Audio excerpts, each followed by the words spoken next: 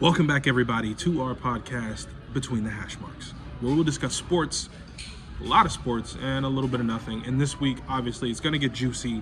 We have 3 weeks of NFL football left. I am joined by my co-host, the man in crime himself, the Raider Nation.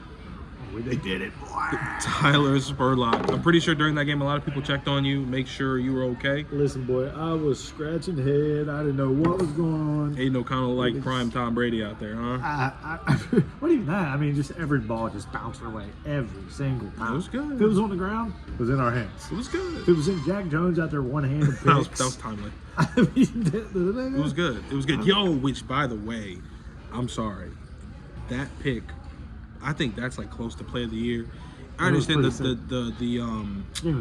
T. Higgins catch against the Vikings. I get it. They're my team. But kudos where kudos belongs. That was a great catch. But that pick, I mean, you can't read a play better. Ball was behind him. He read the play, though, but it's a lot easier to take chances when you're up 56-7, too. So let's not get carried away. Risk takers, baby. Risk takers. Listen, when it's 56-7, you get to jump some balls. You can do whatever you want. Always do. Let's call that what it is. But he did make a good play on it. He did. I'm not saying he wouldn't have done it even if it wasn't, but when you hang 63, now everybody's like on this Antonio Pierce train. No. I love it. But I mean, it's a great win, but you be realistic. Like, you don't want him as the head coach. Yeah, I do. I do. Oh. The team loves to play for him. Oh. How does Mark Davis feel about him? Mark Davis has said if he earns it, he's going to get the job. And I would say he's taking a team that was in disarray. All the candidates. But there's not a lot of candidates. I mean, here's the thing. When you want a head coach in this league, you want someone the players can play for,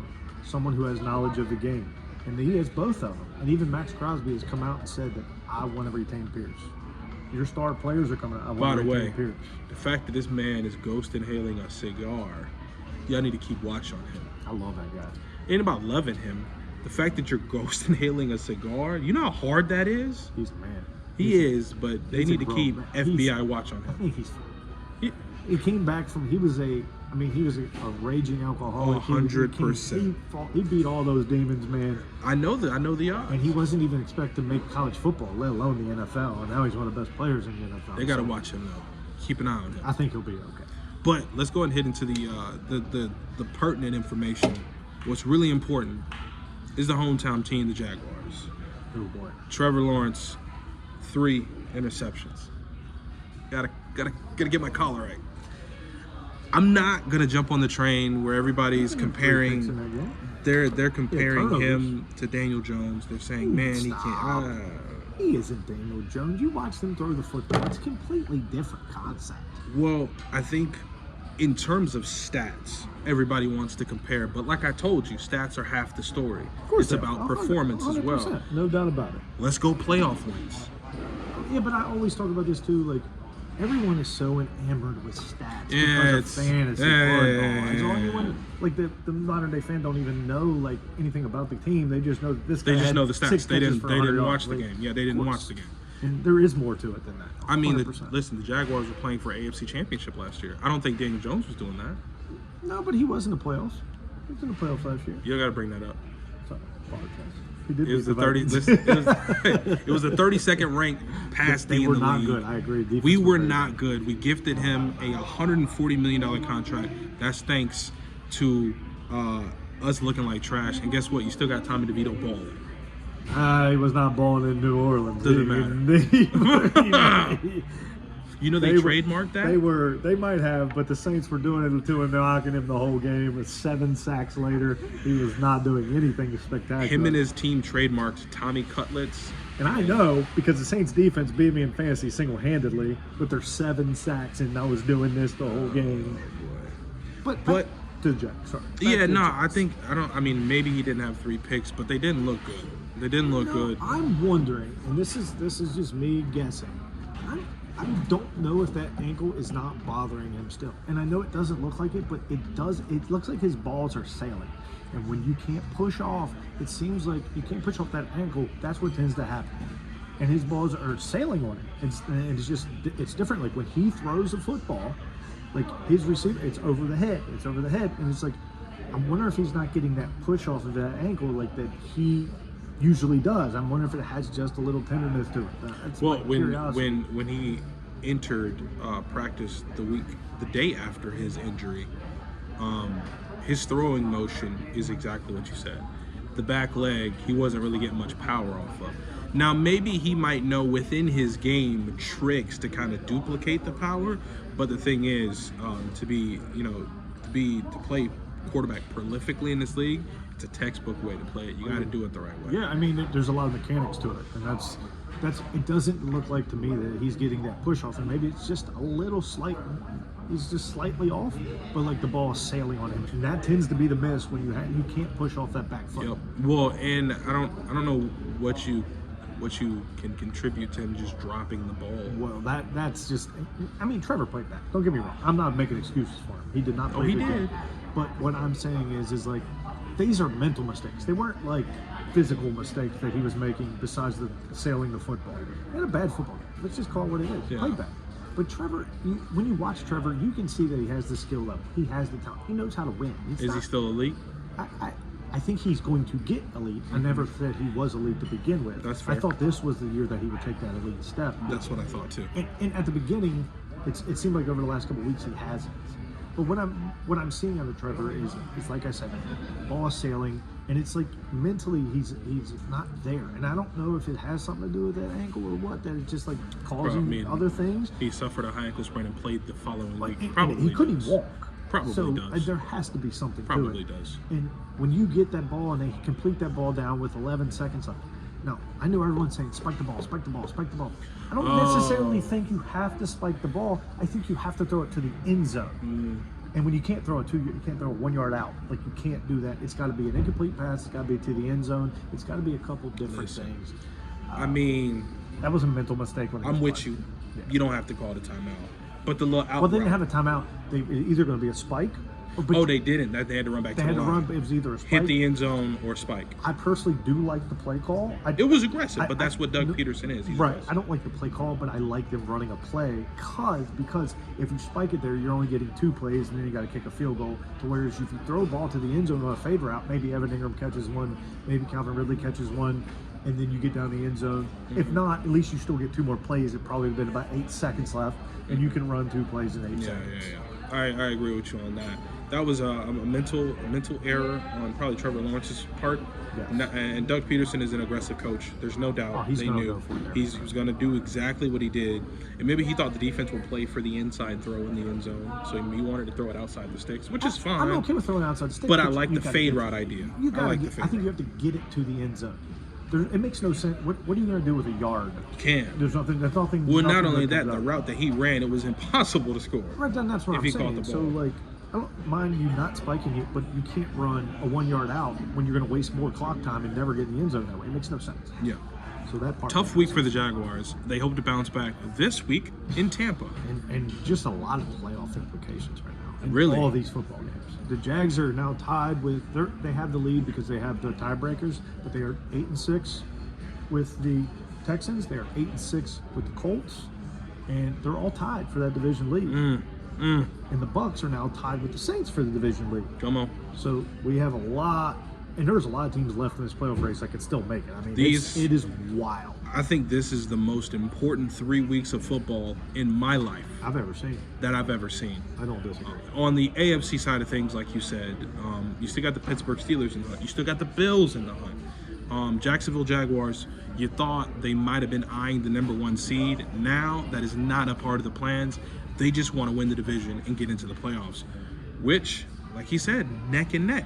Colts, the Texans, and the Jaguars all have the same records. So you better believe these fan bases are going to be watching each other's games to see what happens. There is a lot of teams now jockeying for positions, and it is going to get crazy and wild. And I'm actually looking forward to this because a lot of these games are going to mean something for the playoffs now, yeah, like down the stretch. And these players, just as well as these fan bases, I understand that they like to try to tune out all of the information that bounces around about playoff implications and game importance, but the players know just as well as we do what's important and what's on the line every single week for these last 3 weeks. So going into Tampa, what do you feel about Jacksonville?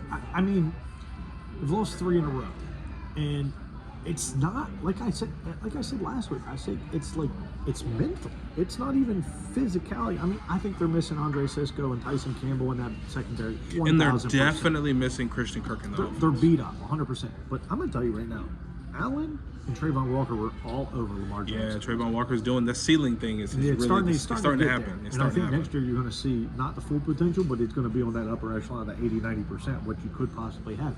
But not only that, like they got pressure on Lamar. They had him running around. They had him doing things. Now Lamar did what Lamar does. He used his legs, extend the plays, dumps it down to Isaiah Likely. Did all those things. Big kudos to Isaiah Likely also stepping in with Mark Andrews' absence. I knew Isaiah Likely was an absolute stud when they drafted him. But they drafted him because they knew Lamar loves the tight end. Mm-hmm. They drafted him. They drafted Charlie Kohler the same year. Like they drafted tight ends. They know what Lamar likes. The 2 tight end set. Yeah, he loves the tight ends. The tight ends are his bailout. That is what they are. They're huge. They're big targets. And when you scramble around, they tend to find ways to get open. But if you look at Isaiah Likely, and I sit there and I watch Isaiah Likely, I think he's a top tight end in this league. Like he's got that potential. What are you talking about? What do you mean? He catches the football. It's just as good as any of these other guys. I mean, you could take Andrews off that team and put Likely, and they don't lose a beat. So this team knows what they're built around. They're built around the tight end. They're built around the running game. Mm-hmm. Lamar only threw for 171 yards. He was 14 of 24. He didn't do anything special, but he did use his legs. He's important. He uses his legs. He was 12 carries for 97 yards. You just get. I said this last week. You have to get him on the ground. But it's hard. It's hard. I agree, but those two, the D tackle missed some tackles, and they did this, and you know how hard it is to wrap him up. I agree, but when you get those paws on him like Trayvon Walker has, and he should be able to pick him up and slam him down. I mean, he is I've seen this dude in person, and I'm going to tell you right now. Trayvon Walker? Oh, he is a large man. And when he grabs you by them paws, it's over. He can pick you up and slam you. But he's so elusive. I told you they have to keep. That's what I said. They have to keep him in the pocket. They had to contain Lamar. They didn't do it, and they lost the game because of it. So how are they going to be able to do it against Tampa? Yeah, I mean, you're not trying to contain Baker Mayfield. You're coming straight at it, and I think they get enough pressure on him and win that football game, and they're going to get back. I mean, they've lost 3 in a row, but I don't think they're that far off. That's my thing. Like, they got it inside Baltimore's territory every drive in the first half, and they came away with 0 points. Costly turnovers. 0. Costly turnovers. So it's not like they're not moving the ball. They're not doing things like that. It's mental errors. It's either a penalty, or it's taking a sack when you shouldn't, or it's a ball sailing over someone's head. In those areas. It's a missed field goal. It's 100%. A drop ball. They got to get rid of his ass. I mean, nope. He's done. He's got to go. Who? McManus. Right. He's got to go. Good season. Listen, it was 15 to 30 mile an hour winds. I understand. The second field goal, 100% the wind got it because I watched it. The wind took it and just shot it way left. But when he missed, it hit the upright. It happens. Like, you have bad games, and everyone on the team had a bad game. So I'm not ready to fold on these Jags. I still think they're very, very good. I'm gonna fold on the kicker. I think you're gonna. It was very difficult conditions. Yeah, the conditions shouldn't be that bad. It was windy. They won't be that bad, and the Jaguars are not. Like I said, they're not losing games physically. They're losing games mentally. So it's an easy fix, and I think they know that, and we know that. I know Jaguars fan base probably doesn't know that because most Jaguar fans are just, oh, they're the Jags, they're this, they're that. But they're not that far off. They'll be fine. I think they'll still have a good chance to make the playoffs. It's more important to look at the Colts schedule and look at the Texans schedule. And then by way of the Texans, it's important to see C.J. Stroud's health and see if he's on track. Who did not practice today again. C.J. Stroud is not practicing. That was a real big hit, though. Again. He laid out. He was doing snow angels. And they said it was tough. From what I understand, he's still having headaches, so that's not going to conclude concussion protocol. Lord. And I don't think he's going to play again this week. I think you're going to get Case Keenum against the Browns, and that's not a good matchup. Wait, hold on. Where's the neck? Davis Mills did not last very long last week, and they pulled him. Case Keenum was in there doing it. The journeyman quarterback who once led your Vikings. He once led those Vikings. Should have kept them. But you are taking Jaguars against them? Okay, I'll take Jags too. They'll bounce back. Have a good week. Trevor Lawrence, take care of your ankle, and let's bounce back and get back on track. What other games do we have this week? I'm going to sit here and I'm going to talk about Dallas a little bit because I know everyone's like, Dallas, you made me look stupid, first of all. Can I just That's exactly what happened. They made me look stupid. Yeah, they made everybody look stupid. When I go and I look at how the game was played, like most people just look at the numbers 100%. Oh, Dak didn't have a good game. Well, it's hard for your... Also, bad conditions in that ball game, by the way. Every game last week had bad conditions because there was a huge storm coming up through. Yeah, not a big deal. That's not an excuse. I mean, Josh Allen was only 7 of 15. But they knew they weren't going to be throwing the ball much in that game. And that's fine. Like, that's what I'm saying. So, like, I can forgive Dak's game. Also, I can forgive Dak's game because you can't get in a rhythm as an offense when the other team is having 8 and 9 minute drives. What was the time of possession? It was 35 minutes to 25 minutes, but 4 of those minutes were at the end of the game that Dallas had the ball, and it was 31-10. It didn't matter. 31, whatever the hell it was. 31-3. So that 4 minutes was irrelevant. My point was like, I watched the game, and I kept watching their middle linebacker. So they were playing Marquise ball at middle linebacker. I'm gonna put his safety. I'm gonna put his stats right there, so you don't got to worry about it. He was a safety, 205-pound safety playing middle linebacker. That's not gonna do it. And it was a personnel issue, and I give McDermott all the credit in the world because most coaches would be like, my best player is Josh Allen. We're going to win with Josh Allen. James Cook. That is not what they did. James Cook. They said, we have better personnel here. And he looked like modern day. He looked like old school Malvin. Damn right. His cousin. All that. And they were handing him the ball, and he was gouging the defense because they didn't have anybody in the middle. I mean, I was watching ball get pushed back 8 yards. He was getting 5 yards before he got touched. Can you imagine really quick? What's his name? What's his name?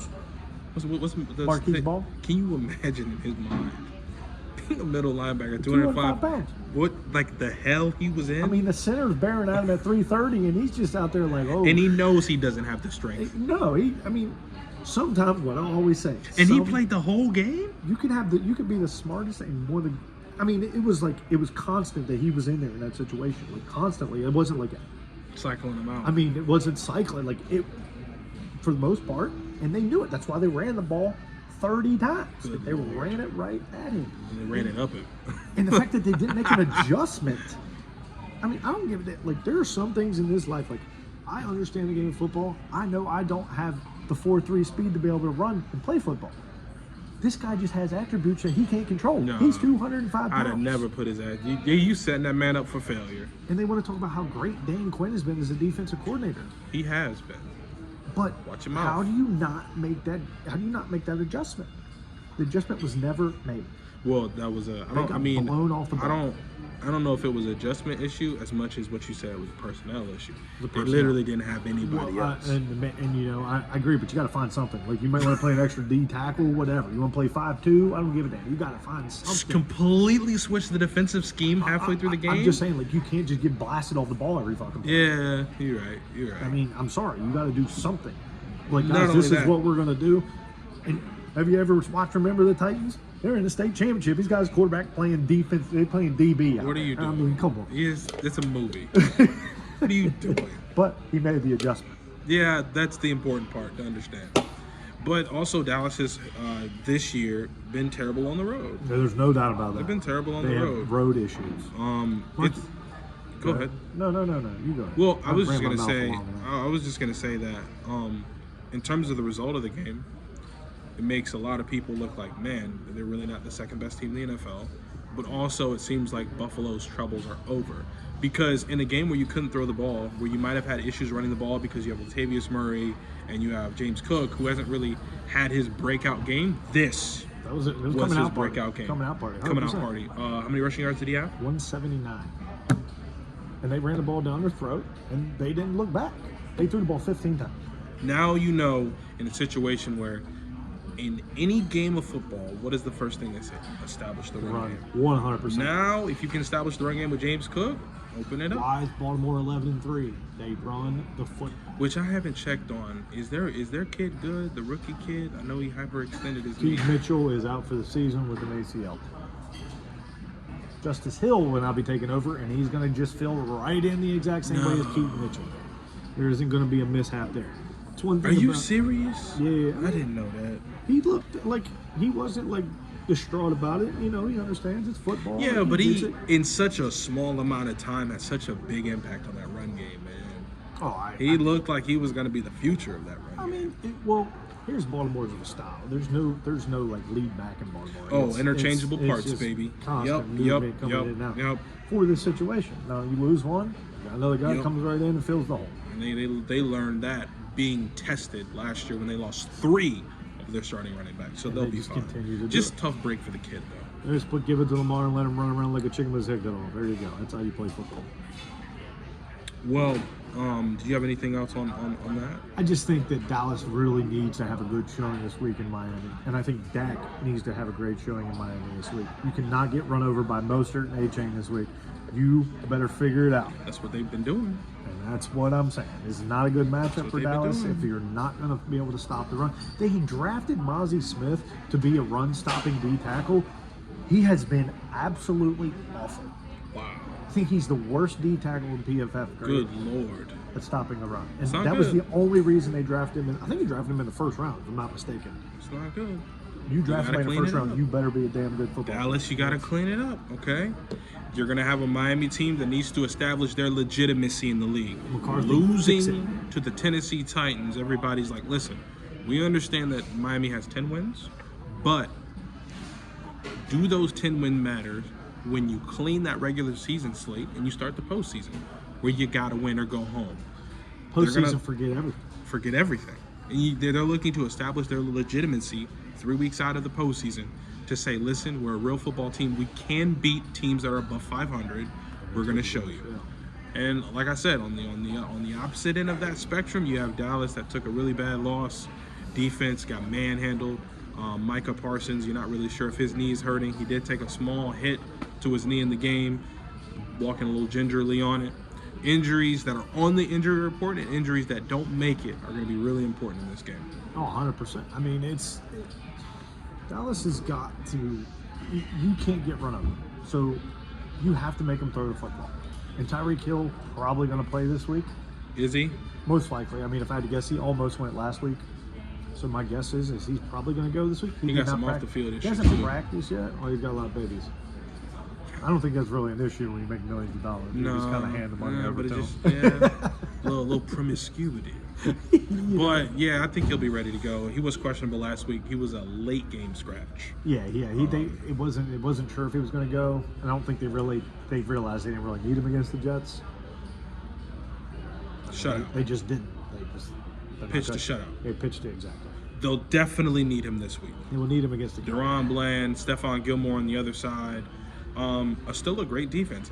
You gave up 79 yards on the game, but I think they're going to be looking to bounce back this week and try to establish. You got to prove that you just are not going to get run over, because if you get run over again, you created the blueprint on how to beat Dallas is run the ball straight. Run it up their throats. Right up their ass. And so, in this game, now that all the facts have been presented, if you want to take a winner, I'm going to take the Miami Dolphins. I'm taking the Miami Dolphins too. They're at home. Dallas can't.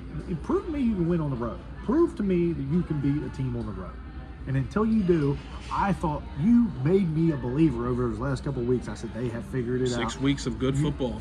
And convincing win over Philly. Everybody's going to say Dak played terrible, but I'm telling you, it was not as bad as it seemed when you can't get in a rhythm in offense because the other team's on the field the whole damn time.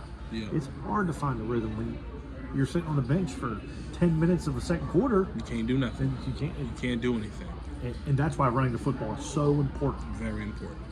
And I think this game is going to be entertaining, fun, and it'll be a glimpse into the playoffs for both teams in the respective AFC and NFC. So let's see what happens this week. I got excited. Miami. You got Miami as well. Miami as now, in terms of which means real MVPs, the real MVP is going to be playing the Baltimore Ravens. Oh, you mean Christian McCaffrey?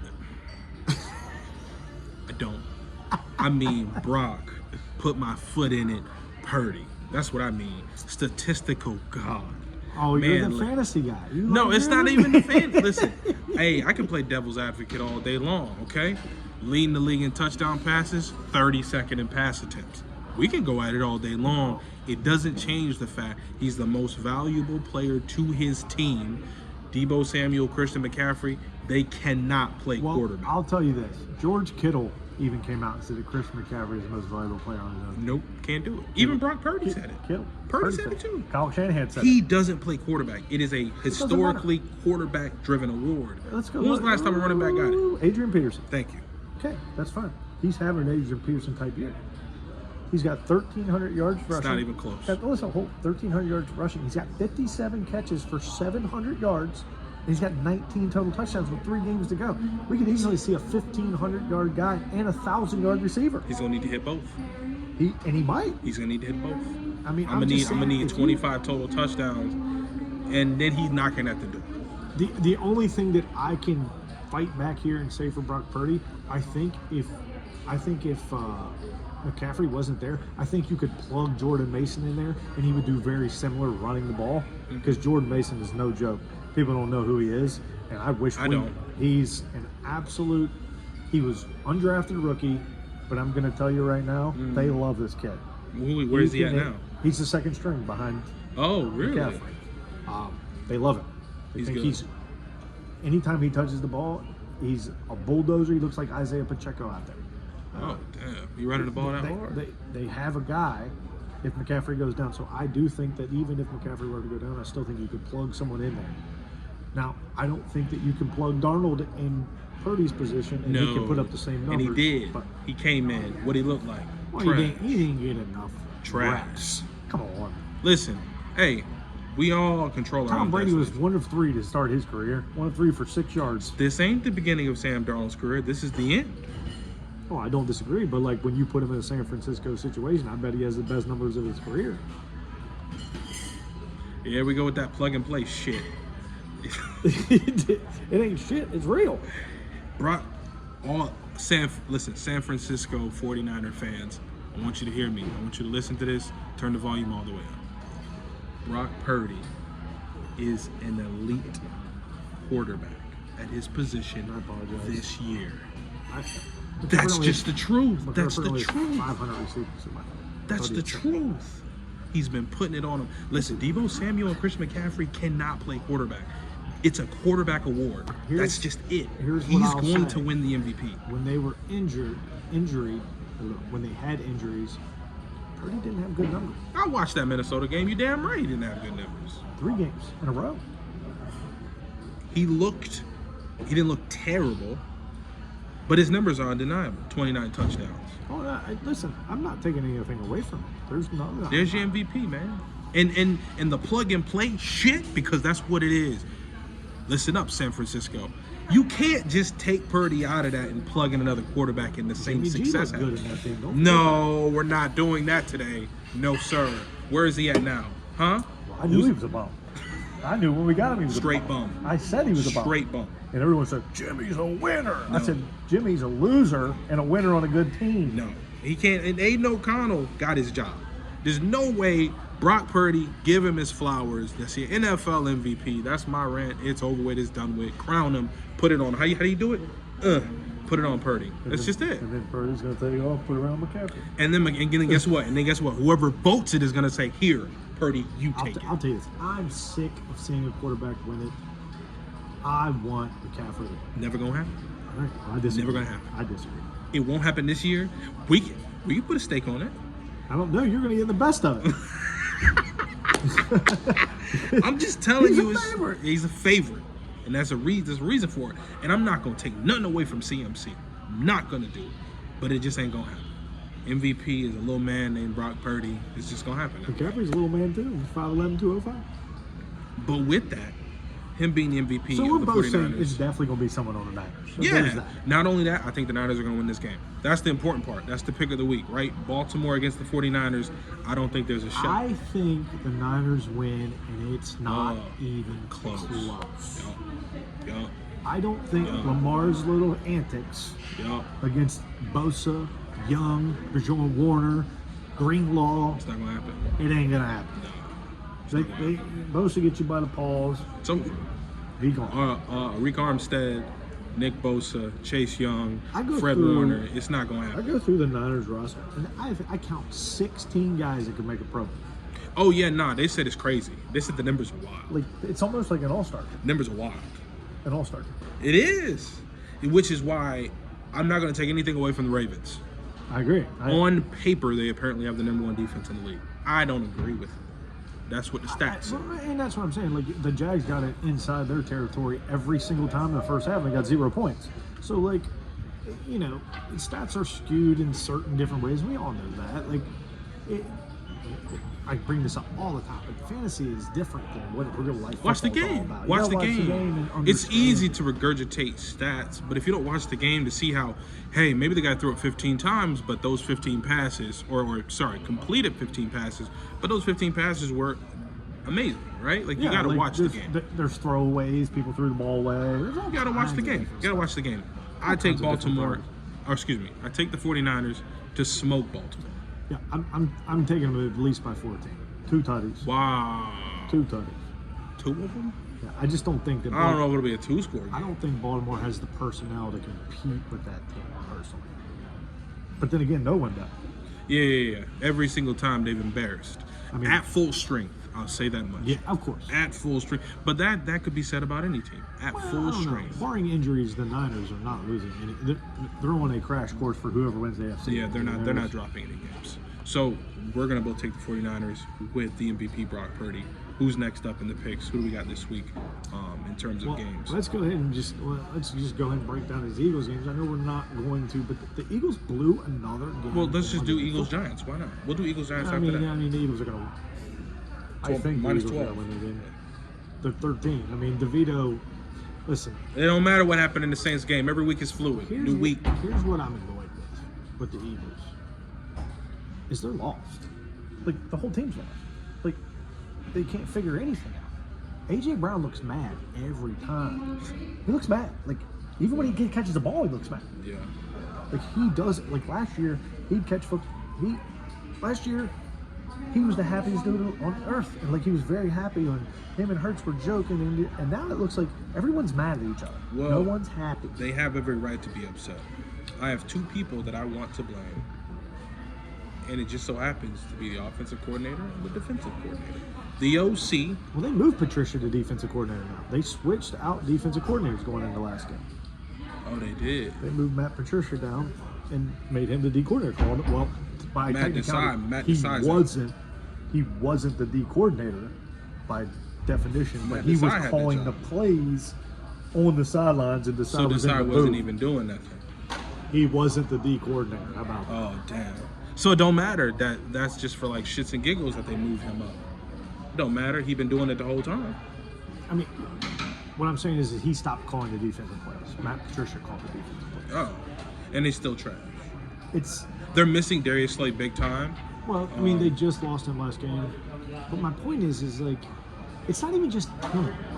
It's a lot. It's a lot. You can't have the talent they have and just look completely lost. Yeah. Like that D front's not even doing what it usually does.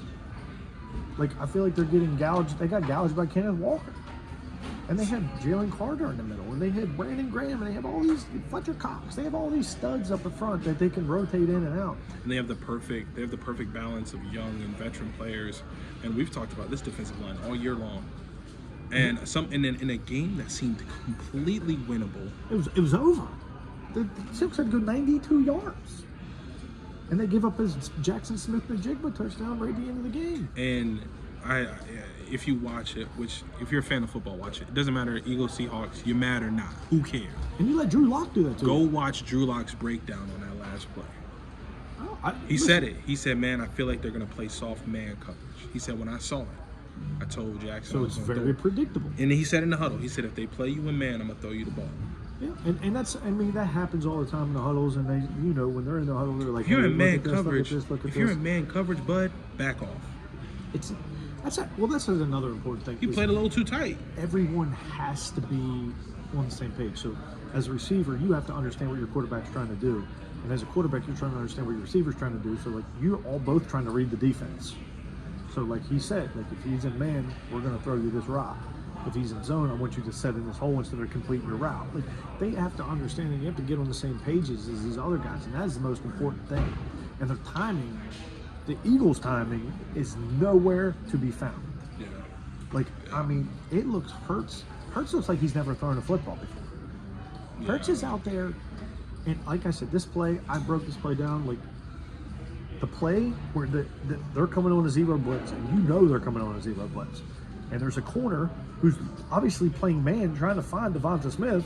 By the time he finds him, said the defense was scrambling, trying to get to their side. Yeah. And by the time he found Devonta Smith, he had his momentum going this way when the ball was hiked. Devonta Smith ran a drag this way, and Hurts just went like this all the way on the outside to A.J. Brown and just hucked it. Never even looked at Devonta Smith coming across the field, who would have still been running to this day if he caught the football. It was a 5-yard drag. The corner was way over there, 10 yards behind. Nothing but real estate. Nothing but real estate. And it was a big play. It was a 3rd down, and they had to punt the ball back. I think it's important, not only for the NFL fan base. I think it's specifically important for the Eagles fan base because they've been in denial. Jalen Hurts has been a liability this year, turning the football over in key situations. And I think it's coupled with the offensive coordinator and the play calls he's making. Running quarterback power on 3rd and 7 with the guy who has a hurt knee and a hurt shoulder. What do you want? What are you trying to get? I mean, maybe he's healthier than what we think, but I know he's been battling injuries all year. He said he's been hurt, and he just cleared concussion protocol. And you're running quarterback power on 3rd and 7. And this is what also come back when people say coaching don't matter. It obviously matters. Coaching is what? I've heard this. Who's saying that? I've had people tell me they're out of. I think coaching is. I think coaching is more important in NFL than it is in any other sport. Just because you have 22 guys trying to play together, and one side of the ball you have 11, the other side of the ball you have 11, and they all got to click together. And they're all making millions of dollars, and they're all good in their respective positions. And they've been told they're good their entire life. Yes, coaching at the NFL level, 100%. Matters. Yeah. And you got to understand situations and things like that, and you got to make big play calls at certain times, and you got to understand what the other team's trying to do. But that being said, like, if you look at the NBA and you look at the NFL, like the NBA, you could have a star player and just watch him do whatever he does, and just put 3 shooters around him. Drive, but it's a kick, team shoot. sport. It's a team sport. But you only have 5 guys on offense, and you have the same 5 guys on defense. So like that is a lot easier to maintain. All you're really trying to do is sub in and out and get the right rotation in basketball. Find the right chemistry. Yeah, find the right chemistry, 100%. In the NFL, you got 11 guys. You got guys constantly in and out of injuries, in and out in defense. And you're trying to, what is this guy strong at? What is he not strong at? What kind of defense can we run now that we've lost this guy? So the coaching in the NFL is huge. And right now, the Eagles don't have it on the offense or defensive side of the ball. No. I think the head coach needs to step in. I mean, he's going to. Well, and that's what I was going to say. That's where the guy in charge needs to take control. Sirianni, I don't think calls the offensive plays or the defensive plays. No, I mean, he lets the coordinators do their job, but the coordinators aren't doing their jobs. Hey, that's my point. Like, y'all not lost 3 games in a row. It's time, like, for a change. And it's time. And they did. They went to Patricia, and that didn't work either. And it's time to have a conversation with Jalen, just like we all wanted to have a conversation with Josh Allen. It's time, okay? Like, he's steadily turning the ball over. Yeah, sometimes looks lost, fumbling the football. The offense looks stagnant. It doesn't look as dynamic as it did last year. Obviously, different offensive coordinators going from last year to this year. It makes a difference. But if you're an Eagles fan, if you're looking to capture another Super Bowl, you can kiss that goodbye. I don't think you're ready to pull the plug on them because they schemes and offenses take so long to generate and build. There's no way they're going to scrap their offense this late in the season. Here's what I want them to do. I want them to stop trying to do all this other dumb shit that they're trying to do, and I want them to use that offensive line and run the damn Everybody ball wants it. Just like the Bills did last Everybody week. wants it. Everybody wants it. The Bills don't even have the same kind of personnel that they do at the Eagles on the side of the ball. And you just run the ball at them.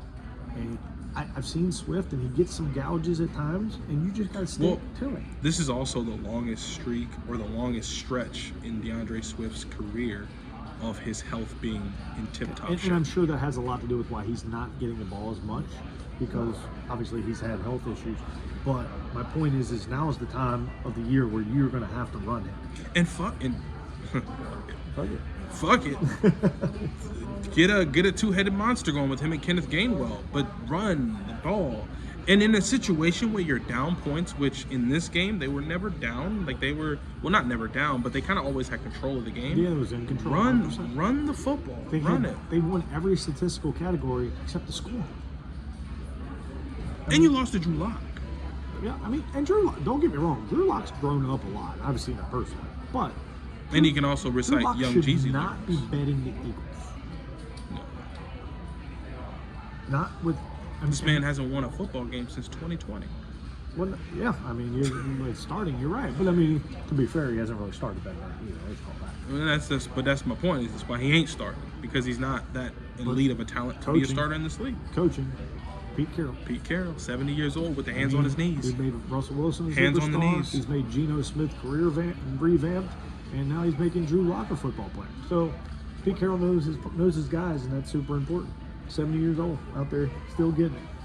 So with that being said, it's about time for the Eagles to look inward and hopefully find themselves in a blowout win over the Giants. I'm taking the Eagles. I mean, yeah, I'm gonna. It'd be good for morale for them to blow them out. However, I looked this morning. It's if 13. they lose, blow it up. We have an issue. You lose to the Giants this week at home, and you think your Eagle fans are crazy? You might see them ripping seats out, throwing them damn things on the sidelines. It's very possible. That being said, I love the Giants to cover in this game because I think Saquon Barkley is going to build and run the football. That's the blueprint. Run the ball against them. The Giants have one of the worst offensive lines, but right now the Eagles can't figure out anything right. So I actually think the Giants do cover the score. I think the Eagles win the game, but I think the Giants will cover the 13. I think we got one more game left. Oh, Vikings and Lions. Big game for both teams, really, because I mean, obviously the Lions are looking to win the division. The Lions and if they will clinch a playoff berth if they win. Yeah, and if they win this game, they pretty much are going to lock the division up. Yes. And Minnesota needs to stay alive. Minnesota has to win every game. They don't have to. Well, yeah, they have 3 games left, and they're 3 games back. They don't have to. They have. Well, you know I looked this up. Come on now, you know I looked this up. They have to win it. They have an 85% chance to make the playoffs if they beat Detroit once out of the 2, and if they beat Green Bay. Okay. Well, you mean make the playoffs? I say win the division. Oh, that's impossible. Yeah. They have to beat the. That's impossible. Lions have to lose out. They have to win out. They play the Lions twice.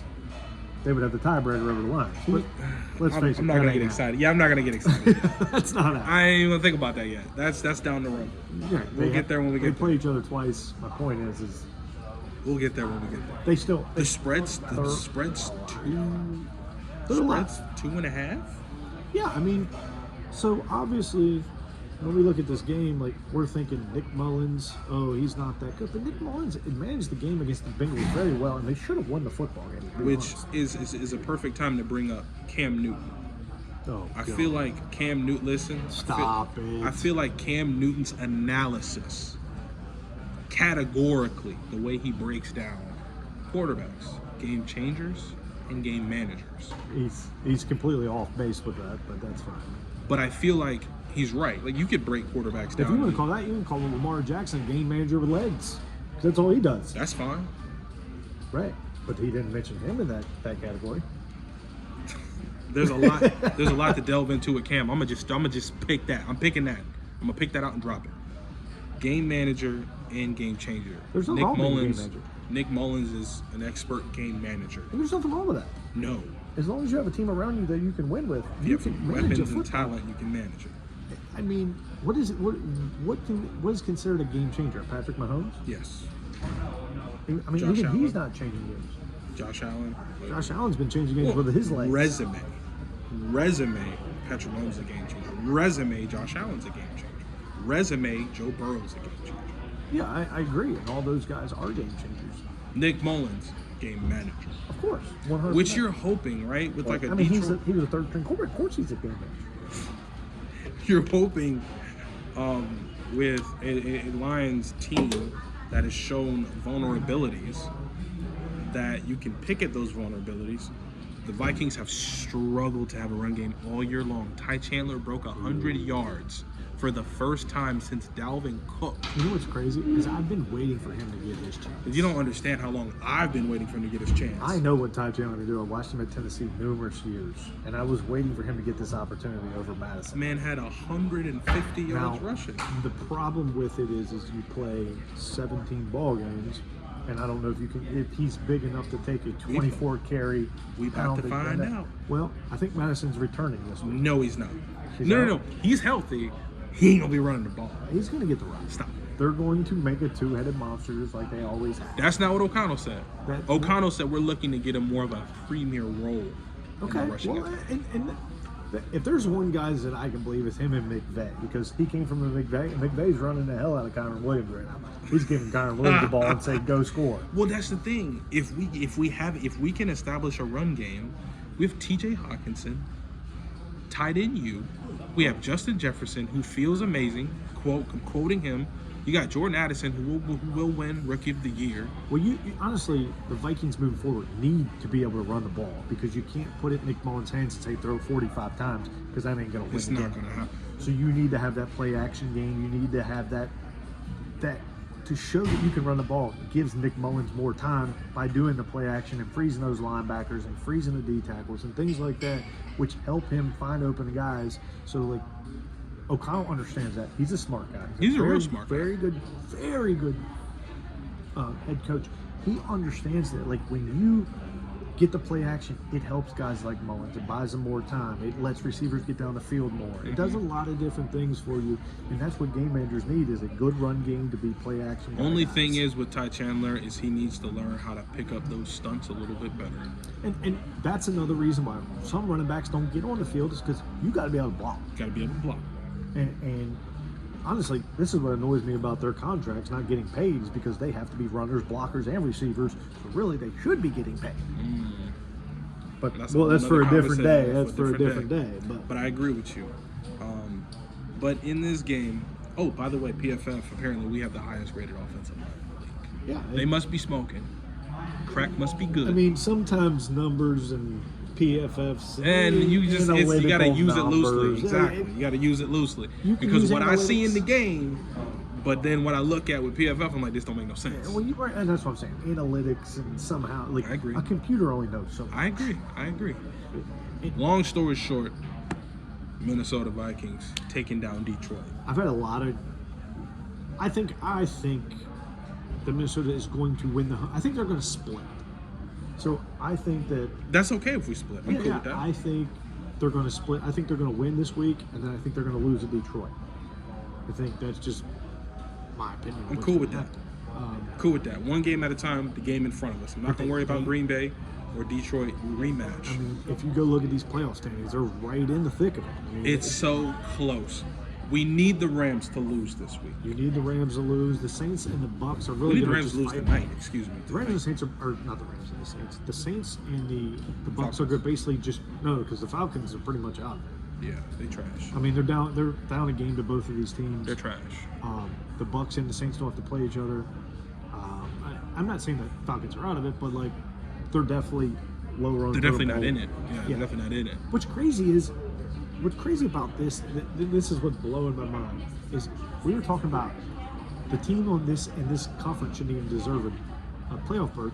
They could possibly get two teams from the same conference in the playoffs. With the way the playoffs are. Yeah, or I mean, the general? Saints are 7-7, the Vikings are 7-7, the Rams are 7-7, the Seahawks are 7-7, and the Bucks are 7-7. So you potentially could see the Bucks and the Saints both make the playoffs. That's what I'm saying. Like, the amount of teams that still have a chance to make the playoffs is insane right now. In the NFC, there's only 3 teams eliminated, and in the AFC, there's only 3 teams eliminated. It's good. It's good for football. It's great for a fan base, 100%. The Chargers aren't technically eliminated, but they're eliminated. But I've had Chargers fans. I'm just saying the Chargers, everything falls into place, but they're technically eliminated. Analytics. Yeah, they're out. Yeah, the computer said that they were still alive by like this much. But they fired Brandon Staley. Finally, I had Chargers fans thanking me. Said, thank you to your team for blowing us out 63-7. Now we can get this guy out of town. He knew he wasn't going to make it through the night. He said he was. But he didn't believe that. He didn't believe But it. like I said, someone was like, "Do you believe that he said he should retain his job?" Like, what's he say? He's supposed to say, I should get fired." Yeah. Of course. That's only going to speed up the process. Yeah. He knows Like, what he's done for. No, I shouldn't have my job. Yeah, Like, you'd have been okay. fired right then and there. You wouldn't have got on the plane. Yeah, you'd have been done for. And they deserve the fire. That team has way too much talent to be getting blown out 63. So regardless if you're back up or I not. wouldn't be surprised if I saw some major personnel changes with that team next year. I agree. They're missing some defensive front guys. They have pass rushers. They don't have run Well, stoppers. not only that, their GM screwed him when he paid J.C. Jackson all that money and they sent him straight back to the Patriots. Yeah, and for peanuts. Yeah, he had to apologize to the team. Like, hey man, I went out and paid this guy somewhere south of $80 million, and he's gone. That's the thing about corners is when you pay corners big money, and like if they don't fit your scheme, And he didn't. they can go down in a heartbeat. And he didn't. Namde Asmawa was one of those guys with the Oh, Raiders. Raiders guy, I love He him. was an absolute monster. Yes, but he when was. the Eagles signed that huge contract, he was not the same football player on that team. And it's just a different scheme. I mean, you got to be careful with these guys. We got to understand the schemes. And what they fit into. 100%. But going back to this game, I'm going to take the Vikings this week. Yes. I think Nick Mullins can make a lot of plays, and if they run the ball to Todd Chandler like they should, you have T.J. Hawkinson, you have Jefferson, and you have Addison, and they all can make plays for your quarterback, who's not obviously on the echelon of Cousins or any of the starting quarterbacks in the league, but he's good enough to win games as a backup. And then I'm going to drop this little nugget on you. If, big I if, Vikings make the Super Bowl. Hold on. It'll be just the right time in the recovery window for Kirk Cousins to come back and play. He ain't making it, buddy. You're not.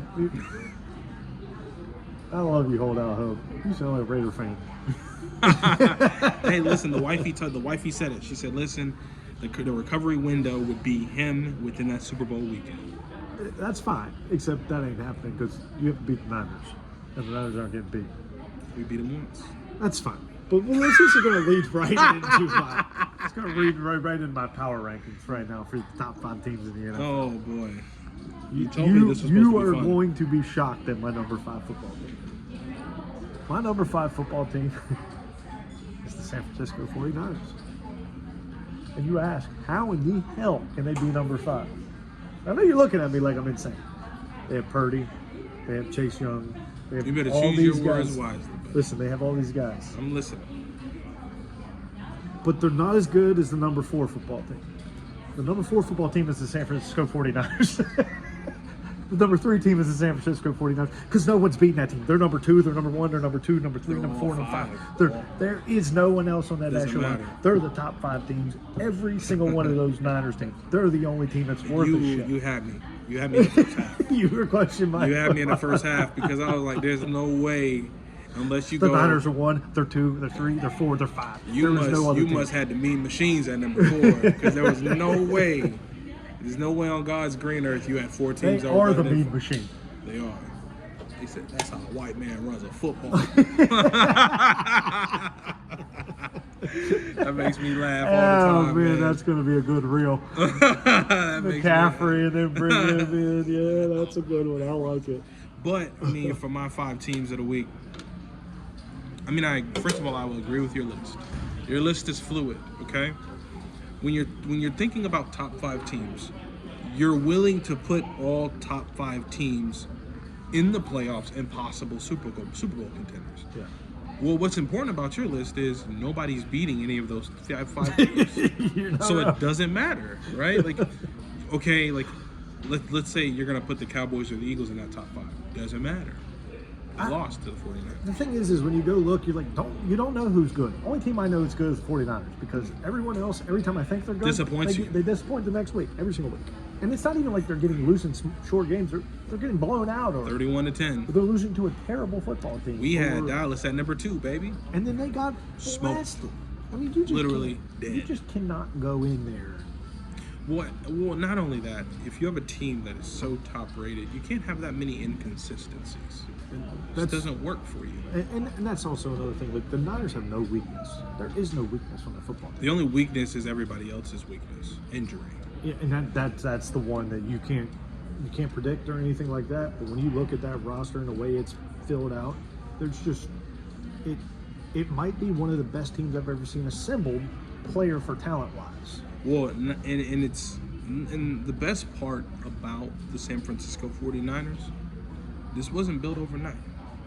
This was strategically put together. Hats off. Was it John Lynch? John Lynch is a god. He's a very smart guy. Those 5 players, excluding Chase Young, I think he was the number 2 overall pick. Those are all top picks by the 49ers. Rick Armstead, Hargrave from the Eagles, Nick Bosa, and Chase Young. Like, that line was built in a factory and assembled and strategically put together. I mean, they put them together. They put these guys together themselves. I mean, they went out and added Warner a few pieces. Worked hard. Like, he just got better. Drew Jatavius Greenlaw. Ward. Yeah, like, all these guys, like, and they're missing Hufanga. Hufanga is done for the year. And they're still just, like, all these guys worked hard. The chemistry's at an all-time high. They're all friends. Like, it just, that's what you want.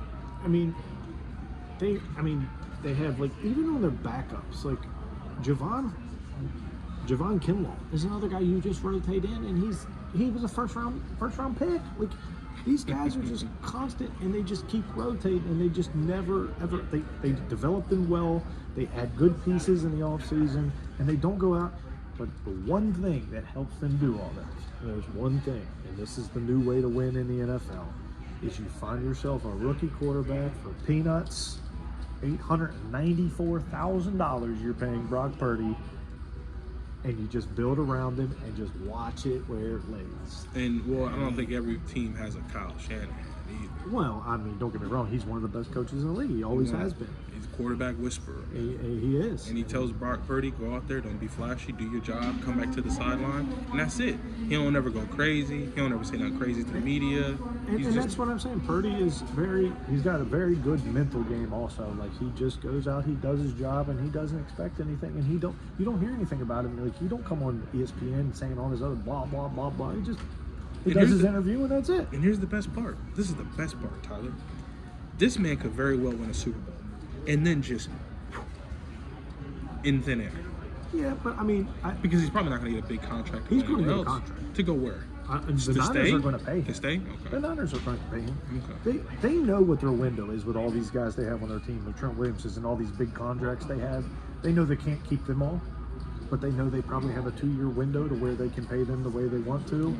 And then they're going to have to start releasing people, and they're going to have to start cutting people, and all those good things. They're going to have to start doing that, because you can reconstruct these contracts to where you pay all the money in the back end of the contract, and you pay less up front and all that, and then you build teams that way.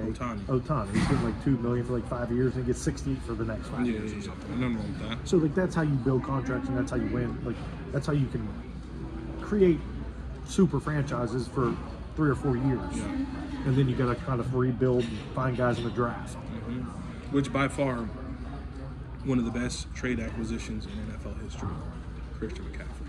Oh, they got McCaffrey, and then they good lord. Then they paid Chase Young. They paid peanuts for Chase Young, and like I said, some guys like Chase Young find ways to stay healthy on good football teams. Just saying. Yeah, you noticed that, right? I mean, he's only been there 2 or 3 weeks, but you noticed that, right? Oh yeah. I mean, it's... You noticed that. Of course, I always noticed that. I've always noticed that my whole life. Like, all of a sudden, that guy wants to stay healthy. His injury that he could play through for Washington, that he will 100% play through for the Niners. Not only that, play through and be a difference maker. Yeah, I mean, it's just a more respectable franchise. Yeah, I was unfamiliar with your game, and I respect it. I understand now. Chase Young, I get it. You didn't want to play for the Commanders. It's understandable. Washington's a nightmare. I mean, it's a nightmare of a franchise. And what they just named, well, never mind. That's a conversation I'll have with you. Well, I mean, when it comes to Washington, you're going to lose. They're going to fire. They've already told Ron Rivera this is his last couple games. Yeah, you're done. You're done. But from what I keep hearing is that Ron Rivera is going to the office, and Eric Bieniemy's getting shoved into that spot. That's why Eric Bieniemy took that offensive coordinator job. Eric Bieniemy's going to be the head coach? That's what I keep hearing. Ooh. Because that's why he left Kansas City to go to Washington. This was already in place. I mean, that should work. And it makes sense, because there's no way if you have a Kansas City offense coordinator job, or you could leave and go to Washington offense coordinator job, where the hell are you going? You going nowhere. And Airbnb's not a dumb guy. No, he's not. No, he's not. That should work, man. That should work. I mean, listen, for the next 3 weeks, it's going to be a lot of fun. The off season, we'll get there when we get there. But for the next 3 weeks of football, I'm going to be looking out for every single game, huge playoff implications across the board, games to clinch, games to stay alive. And I'm pretty excited to watch all of it. Oh, I mean, these games over the next couple of weeks, almost every game is going to matter. There's a lot of like games this week that aren't that huge, but like there's a lot of divisional games they hold for the end of the season for situations like this. I don't know why they didn't play a Dallas Eagles game, because I would have loved to see that at the end of the year instead of having them play the Giants twice. Yeah. But that is what it is. But like, set up the way it is for a reason. When you go look at how many teams are still alive, and like you have the Cleveland Browns at 9-5, and then the 6 and 7 slot. You have 8-6, 8-6, 8-6, 8-6, 7-7, 7-7, 6-8. Like all those teams, in a weird way, still have a chance to make the playoffs. Still have a chance, big chance too. And then if you go to the NFC, you have teams fighting for divisions who could also win wild cards, and you have the wild card teams are all 7 and 7, fighting against each other, playing each other. It's insane. Your playoffs as a 7 and 7 team start now. The playoffs have started now for your 7 and 7 football team. Yes, they have. And you have to understand that. So you can't afford a loss. No. Some of these will survive a loss, but like you in your mind, and you go into these games, this is a must-win situation. There's no lose. The losses are done. We're done. We already had all the ones we can have. Now we got to go win a football game. We got to go make the playoffs. And let's hope they can do it. I'm looking out for my Minnesota Vikings, baby. Let's go. I know that I think the NFC playoffs are won by the Niners 100%, but they still got to go play the games. But the AFC side, I have no idea who's going to win. It is wide open. It's up for grabs. I would not be shocked if a 7 seed from the AFC ended up making the Super Bowl. That's the thing I'm looking forward to. Those are the big upsets in the playoffs. But that's what makes the NFL fun. Is it's not baseball where you go buy a team. You have to put together a team, stay under the salary cap, do all this fun stuff that like makes it more competitive. That's what I like about it. That's why I'm ready. I can't wait. Makes it more fun. So I can't wait. And kudos to the NFL for putting games in places where we have a Thursday, now we have Saturday, we have Sunday, we have Monday, and we have 3 days where we're getting multiple games. They're spreading it out. Besides Thursday, but like you're getting 2 on Saturday, you're getting a bunch on Sunday, you're getting 3 this Monday on Christmas. I know it sucks for those guys to be away from their family on Christmas, but like they like playing on Christmas. It makes it a big day, Every day's Christmas for them. Yeah, I mean, they know in the off season they'll get to go and spend 3 months doing whatever the hell they want. Yeah, nobody has to worry about prying in on their lives. They'll be fine and good to go. They'll have their family time and they'll get back to work. But that goes without saying. I'm excited for it. That's gonna do it for me. Tyler, you have anything else before we let the people go? No, I mean, just one more thing. This is Rashad Mendenhall. What are you doing? Oh yeah. Rashad, what are you doing? Nah, Rashad Mendenhall, you're crazy. What do you say? Like this.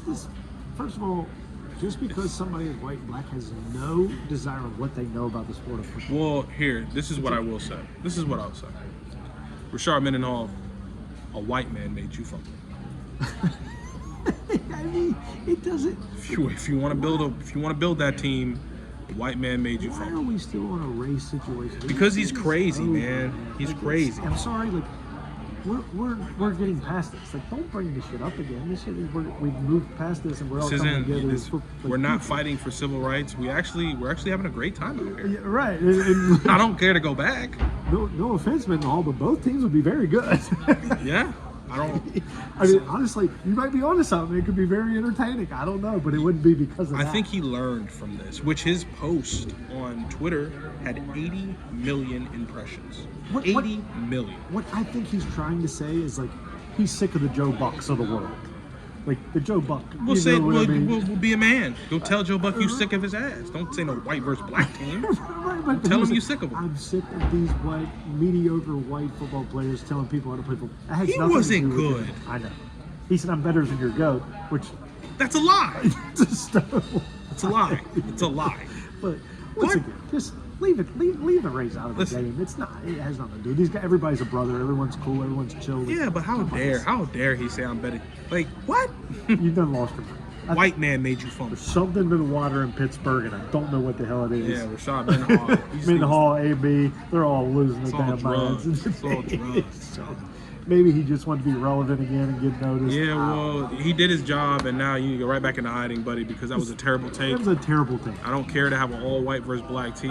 No one This was. isn't 1955. Right. Like, what are we doing? We've made strides. Doesn't matter. We have all moved past this. We had that time when Colin Kaepernick and all that stuff was going on. He's just It seemed butthurt. And like I said, and it was a time where I felt like there was a lot of division, but now the division's kind of disappeared. Yeah, and we've kind of gotten past all that. We're good. Everybody's cool. Like, yeah, we won't get it. need you stirring up anything, man. Unnecessary. Confront those demons, and then have a great day. Unnecessary. Y'all have a wonderful day. We're gonna have a great day. See you guys You later. done your Christmas shopping? Yeah, I'm done. Y'all be good.